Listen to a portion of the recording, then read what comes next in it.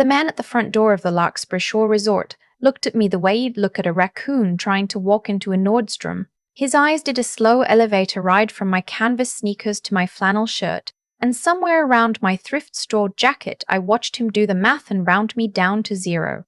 He stepped sideways, smooth as a hockey goalie, and blocked the entrance with a smile that didn't bother involving his eyes.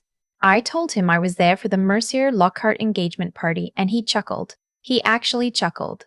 Then he pointed one gloved finger around the side of the building, toward a gray steel door under a sign that said Staff and Deliveries, and told me the catering crew was checking in over there, sweetheart.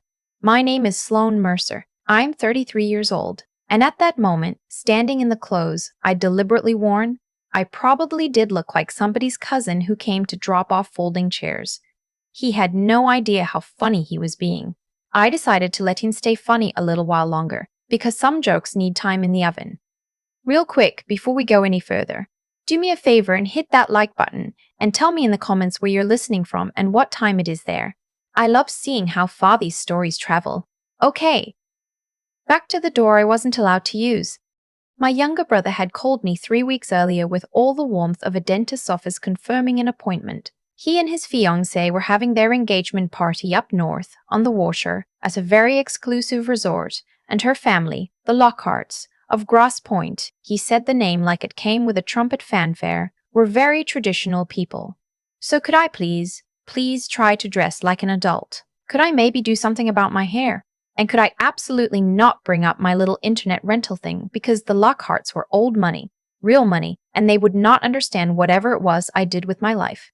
He'd been rehearsing that speech. I could hear the rehearsal in it. I told him I'd be on my best behavior, which was technically true, because my best behavior was about to be spectacular. Here's what my brother didn't know. Here's what nobody in my family knew. Because every time I tried to tell them over the past few years, somebody changed the subject to my brother's promotion, or my brother's golf handicap, or my brother's fiancé's family's boat. 14 months ago, my holding company bought the Larkspur collection, all 11 properties, including the flagship.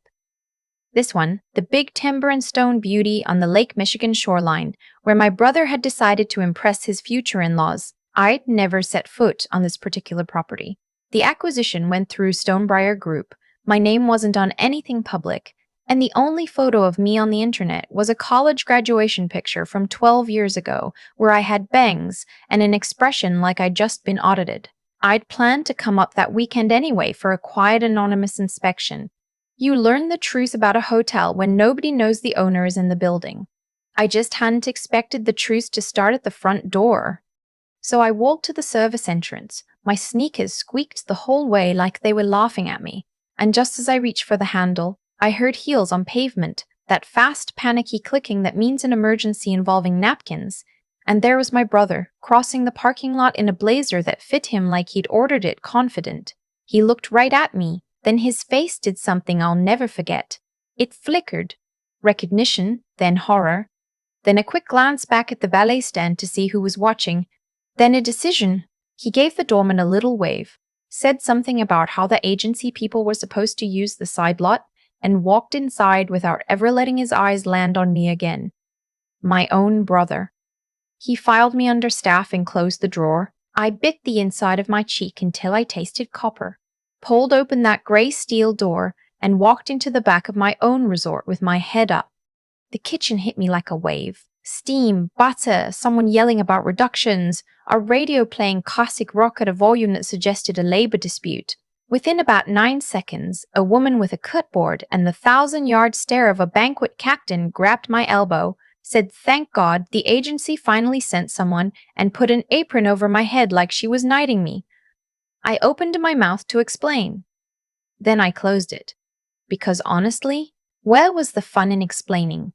The executive chef, a barrel-shaped man named Aurelio who communicated in fragments and disappointed sighs, looked me up and down, decided I had the hands of an amateur, and sentenced me to strawberry duty.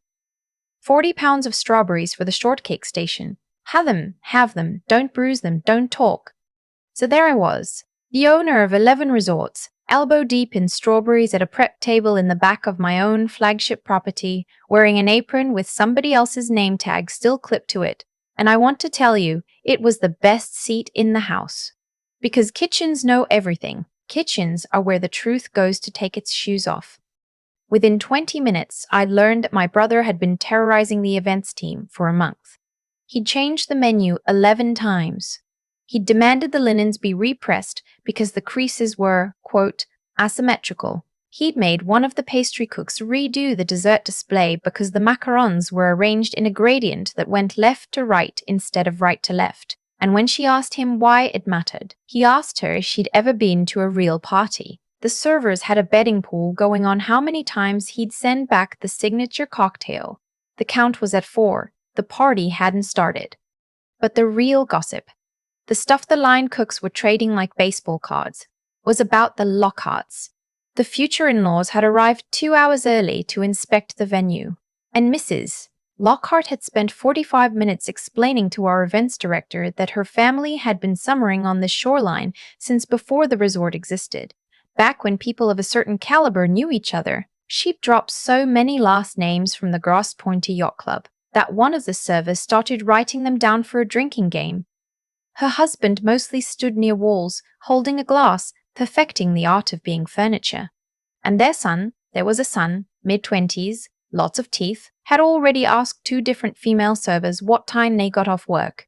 Lovely people. Just a carousel of class. Then the kitchen doors banged open and my brother made his entrance, face the color of a stop sign, demanding to know why the champagne tower was being built with the standard coups instead of the vintage crystal he'd been promised. Aurelio tried to explain that no one had promised vintage crystal, that there was no vintage crystal, that this was a resort and not a museum. My brother said the words, "Do you have any idea who my in-laws are?" Which is the kind of sentence that should come with its own laugh track. He swept past my prep table close enough that I could smell his cologne, the one I'd bought him for Christmas 2 years ago, which he'd never thanked me for. And his eyes passed over me the way eyes pass over a fire extinguisher. I was equipment. I hauled my strawberries and added it to the tab. After he hurricaned back out, the dishwasher kid, who I was rapidly coming to think of as the most reliable journalist in the building, mentioned the thing that made my hands go still. He'd been hauling a rack past the small private dining room an hour earlier and overheard Mrs. Mom private. Lockhart on her phone, voice low, saying something about how the deposit situation would resolve itself once the families were properly merged, and that the Mercers had resources, the sister especially, some kind of successful investor, very private. The Cape did a little jazz hands gesture on the word investor. Everybody laughed. I didn't laugh, because I knew exactly where that rumor came from. There was only one person who could have told the Lockharts that my brother's weird flannel-wearing sister was secretly a very private, very successful investor, and that was my brother, the same brother who just walked past me like I was a mop sink. He'd been using me as set dressing. The imaginary rich sister, the family asset he was embarrassed by in person and bragging about in the abstract. I finished my strawberries, told Aurelio I needed 5 minutes, and slicked out through the service corridor to the staff elevator. There's a fob reader on that elevator that most employees think only goes to the rooftop bar. It also goes to a floor that doesn't appear on the guest directory. My floor. The regional executive suite the previous owners built and barely used, all glass and quiet, with a wall of security monitors and a desk where my acquisitions binder was still sitting from the closing 14 months ago. I stood there for a second in my apron, smelling like strawberries, looking out at the lake my company technically had a view easement over, and let myself feel the full ridiculousness of my situation. Then I sat down and pulled up the cameras, because if my family was going to put on a show in my building, I was at least going to watch it in high definition. The ballroom feed was a buffet of human behavior. There was my mother, lovely and nervous, wearing the good earrings, laughing 1 beat too late at everything Mr. Lockhart said. There was my brother's fiancée. And I want to be fair to her, because she was the one person in that room who looked like she actually wanted to be there. She kept drifting toward the staff to say thank you. She straightened a tablecloth herself. At one point, she snuck a crab puff off a passing tray and grinned at the server like a co-conspirator. I remember thinking, she might be the only Lockhart who'd survive a background check, which gave me an idea because background checks happened to be something I could arrange. But first, the camera showed me something better. Camera 14, the corridor outside the coat check. Mrs. Lockhart in her champagne-colored armor, having a very intense conversation with a man in a banquet vest. Except, I just spent 2 hours in that kitchen, and I knew the banquet staff, and this guy wasn't one of ours. He was from the temp agency, one of the actual agency hires. She was standing too close to him, and then, quick as a card trick, she pressed something into his hand, and his hand went into his pocket, and they walked away in opposite directions like two people who'd just exchanged anything other than money. I scrolled back 5 minutes and watched the whole interaction. No audio on that camera, but the body language read like a silent film. She pointed down the east hallway, the hallway with the guest suites. Specifically the hallway where the resort had comped my parents a suite for the weekend, because my brother had negotiated it loudly at the front desk. Mrs. Lockhart had pointed at my parents' room, paid a temp worker, and walked away patting her hair. I called my head of security, a wonderfully unflappable woman named Marisol, and told her 2 things. 1. There's a temp in a banquet vest about to do something in the east corridor. Let him get all the way into it, document everything, do not stop him. 2. Pull every camera angle on the woman in champagne and back up the footage somewhere safe. Marisol asked 0 questions, which is why Marisol runs security. Then I made a second call to a contact who does discreet financial diligence for my acquisitions and asked for a rush job on the Lockhart family of Grosse Pointe. He laughed and said the rush job was already half done because everyone in that world already knew. And what everyone already knew was this: the Lockharts were broke. Not embarrassed at the club broke. Broke. The lake house had a 3rd mortgage. The membership dues hadn't been paid since spring. Mr. Lockhart's investment partnership had quietly dissolved 2 years ago. The son's trust fund was a rumor with a 0 balance, and there were 2 judgments against the family from creditors with very patient lawyers. The summering since before the resort existed crowd was 6 weeks of bad luck away from a foreclosure notice on the ancestral driveway. And suddenly, the whole evening snapped into focus like a lens turning. The Lockharts weren't looking down on my family because we weren't good enough. They were circling my family because they thought we were the lifeboat, the deposit that would resolve itself, the resources, the very private investor's sister. My brother had invented a rich sister to impress them, and the Lockharts had decided to marry the invention. 2 families, both pretending, both convinced the other one was the real thing. You could not write a dumber con. It was a heist movie where both crews showed up to rob each other, and the vault was empty. If you're enjoying this little family opera, take 1 second and subscribe. And stick around, because everything I just told you is the appetizer. The dinner service is where it all comes apart. I changed back into my apron, grabbed a tray of champagne, and went out into the ballroom, because there is no disguise on earth more complete than a server's uniform at a rich person's party. People take a glass off your tray without ever confirming you have a face. I floated through that room like a ghost with hors d'oeuvres. And the things you hear. Mrs. Upier. Lockhart was holding court near the Raw Bar, explaining to a semicircle of women that good help had simply vanished as a concept, that you couldn't find people who understood service anymore. And she said this while lifting a glass off my tray without a flicker of eye contact, which I thought was a gorgeous piece of performance art. Her husband told a story about a golf trip that had no ending. And then I drifted close to the head table just in time to hear Mrs. Bath, Lockhart, in a voice like warm syrup, telling my mother that the family should sit down soon and discuss the structure of things, the wedding, of course, but also the bigger picture, the merging of interests, perhaps a family investment vehicle. Her husband knew wonderful people. My mother, God love her, was nodding along with the expression she uses when she doesn't understand something but doesn't want to be rude. And my brother, leaned in and said the magic words. He said his sister handled that side of things for the family. He said I was very selective, very under the radar, but that he could probably get the Lockharts a meeting. A meeting? With me.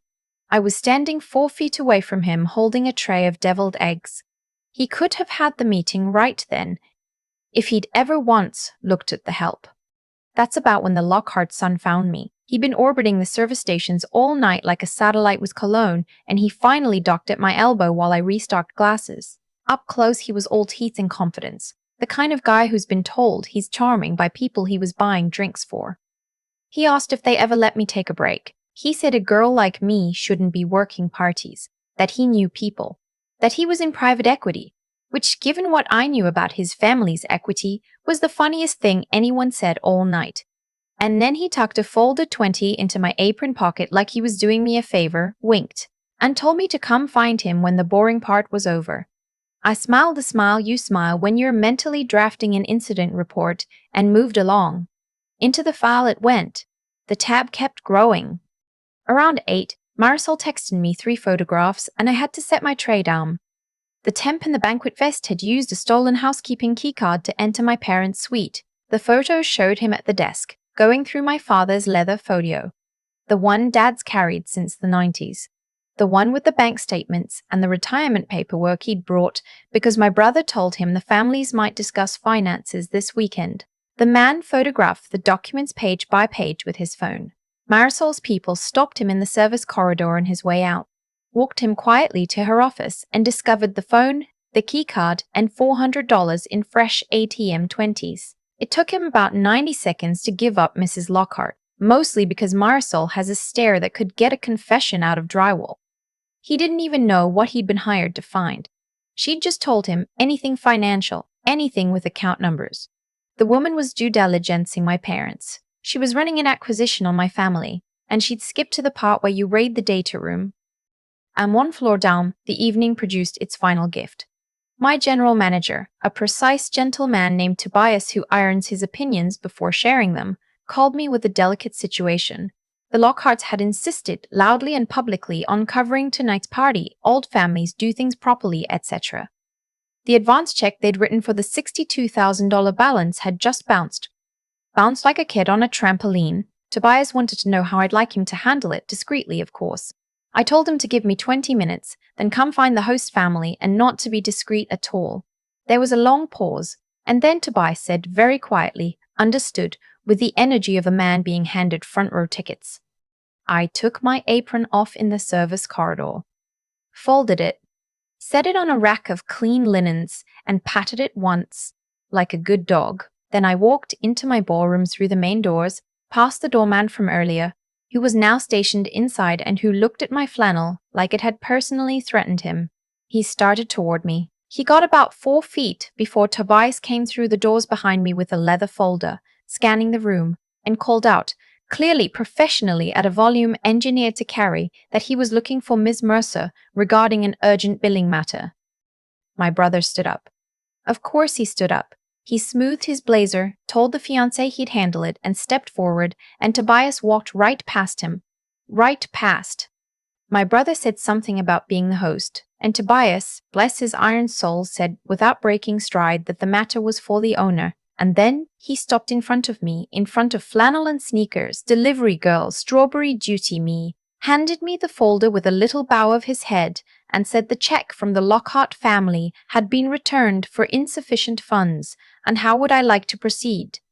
You know that sound a room makes when it stops? It's not silence. It's 100 people inhaling at once. My brother laughed, one short, desperate bark, and asked what kind of prank this was. Mrs. Lockhart had gone the color of an unpaid invoice, and I just opened the folder, took my time with it, like I was reviewing a wine list, and then looked up and introduced myself to my own party. I said most of them knew me as the brideside's weird sister.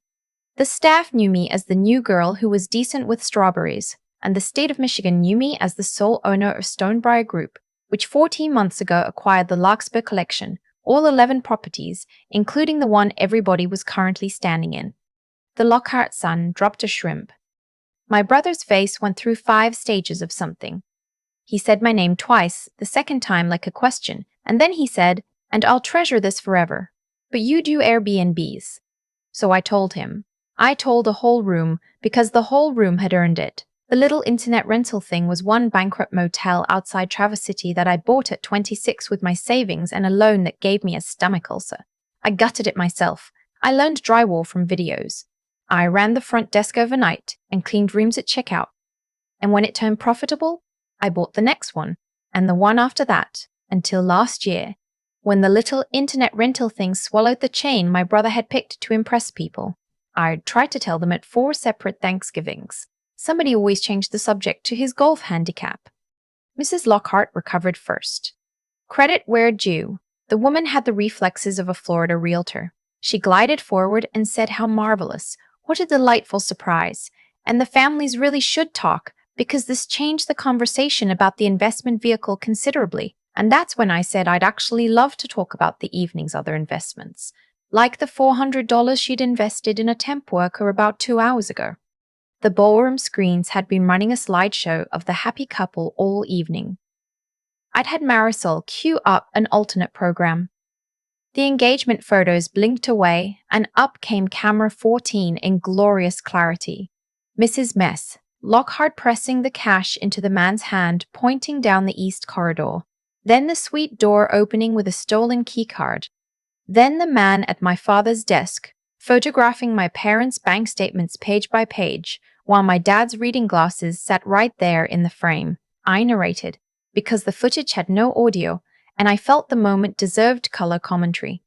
I explained what a data room was, and how, in my business, this was the stage of an acquisition where you decide exactly how much the target is worth before you make your move. The Lockharts hadn't come to celebrate a marriage. They'd come to value an asset.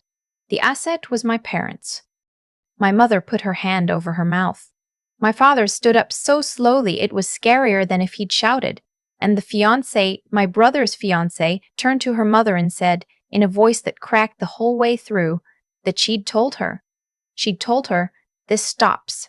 So she'd known the family was drowning. She just hadn't known her mother had started robbing lifeboats. Mrs. Lockhart tried lawyer words. She said the footage was a misunderstanding and probably illegal, and I told her the cameras were on private property that I owned. The man had already given a written statement in my security office, and the only question on the table was whether I handed all of it to the sheriff's department tonight, or whether the Lockharts left now, quietly, forever. And as for the $62,000, I looked at the folder. The theft of services report was already half filled out, and Michigan judges, in my experience, were not romantics. Mr. Lockhart, who had not said a complete sentence all evening, finally produced one. He said her name once, flat, the way you say the name of a dog that's gotten into the trash for the last time, and started walking. The son tried to slide out behind his parents, and I called after him, sweetly, that he'd forgotten something, and I held up his folded 20. I said I was adding it to the staff tip pool, and that he should know the kitchen had a betting pool tonight too, and the dishwasher had just won $80 on whether he'd hit on a server who turned out to own the building. The kid raised both fists in the back doorway like he'd won the pennant. The doorman from the beginning of the night was easing toward the exit himself, and I want to pause here, because I know what you're thinking. No, he didn't just get an oops, my bad. I called Tobias over and made it official in front of God and the cocktail shrimp, suspended for 2 weeks pending retraining with a personal addendum from me. I told him I wasn't suspending him for failing to recognize the owner. Nobody recognizes the owner. That's the whole point of owners. I was suspending him because of how he treated a woman in old sneakers who he believed was nobody. And the way you treat nobody is the only review that counts. He nodded so many times I worried about his neck. To his credit, he took the retraining seriously. More on him later.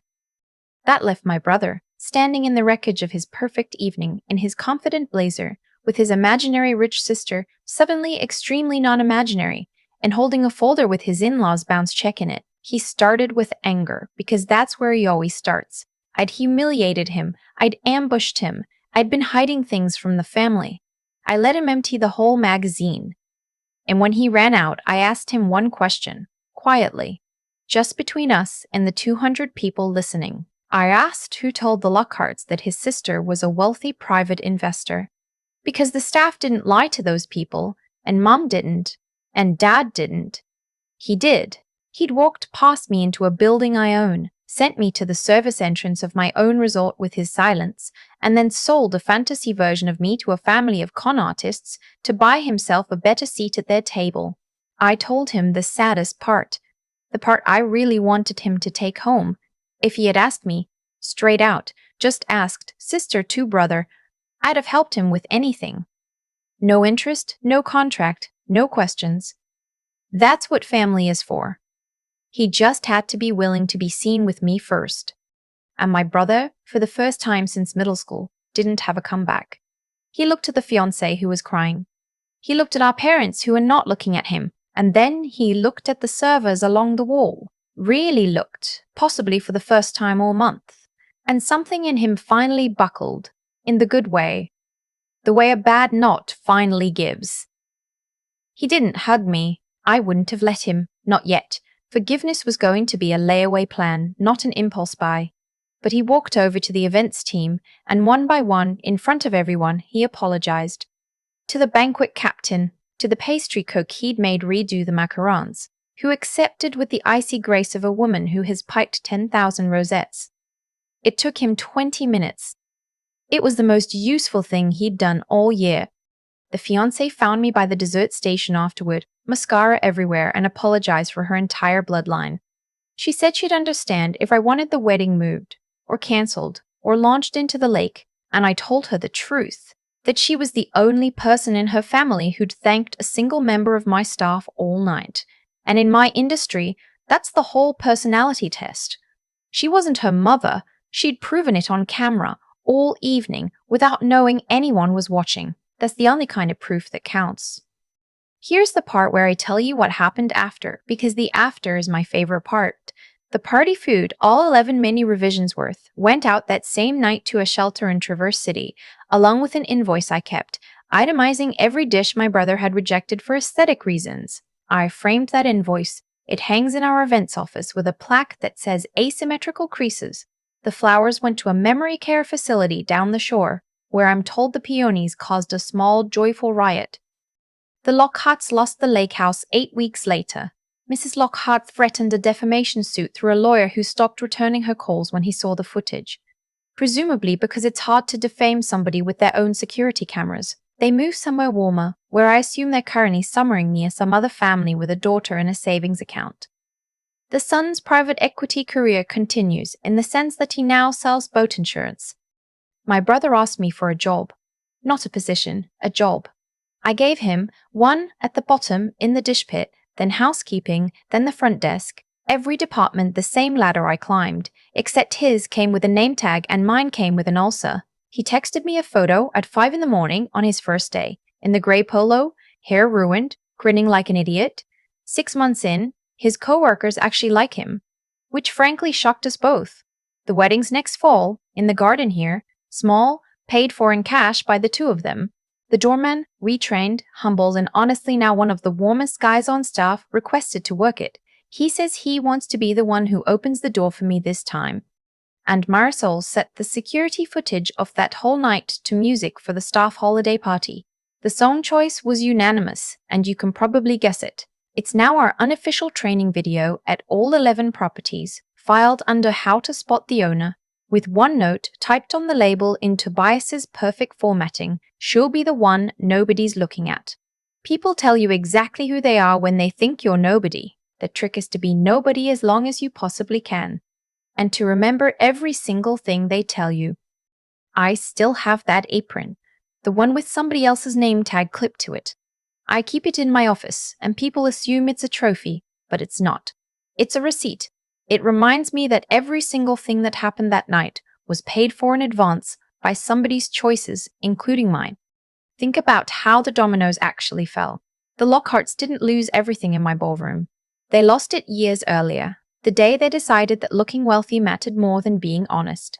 And every choice after that was just interest piling up on the lie. The bounce check, the bribe, the man photographing my father's bank statements. None of that was bad luck. It was harvest season. You don't get to plant deception for years and act surprised when the crop comes in. And my brother, I love him, but he planted his own little garden too. He invented a rich sister instead of respecting the real one standing 4 feet away with a tray of deviled eggs. The humiliation he felt that night wasn't something I did to him. It was something he'd been building, brick by brick, every time he chose his image over his family. But here's the part I really want you to sit with. The same law that buried the Lockharts is the one that saved me. I spent 7 years doing things nobody applauded. Cleaning rooms at checkout. Learning drywall at 2 a.m. Eating the stomach ulcer that loan gave me and going back to work anyway. Nobody saw any of it, And that's exactly why it worked. Because what you do when nobody's watching is the only investment that never bounces. Grit is boring right up until the day it isn't. And character. Treating people right when they can't do anything for you turned out to be the most practical skill in that whole room. My brother's fiancée passed a test she didn't know she was taking just by thanking the servers. The doorman failed one the same way. People tell you exactly who they are when they think you're nobody, which means who you are toward nobodies is who you actually are. Full stop. The last piece is judgment, knowing when to speak and when to peel strawberries. I could have flashed my ID at that door and won in 30 seconds. Instead, I stayed quiet, watched, gathered, and let the truth introduce itself when it could no longer be argued with. Patience isn't weakness. Patience is wisdom wearing work clothes. So if you take anything from my mess of a family, take this. Be honest, even when pretending pays better. Because pretending always invoices you later. Work hard in the dark. Because the dark is where your future is actually built. And be kind to the person in the old sneakers because you have no idea who's holding the tray. The Lockharts learned that the hard way. My brother learned it in the dish pit at 5 in the morning. I'd rather you learn it right here for free.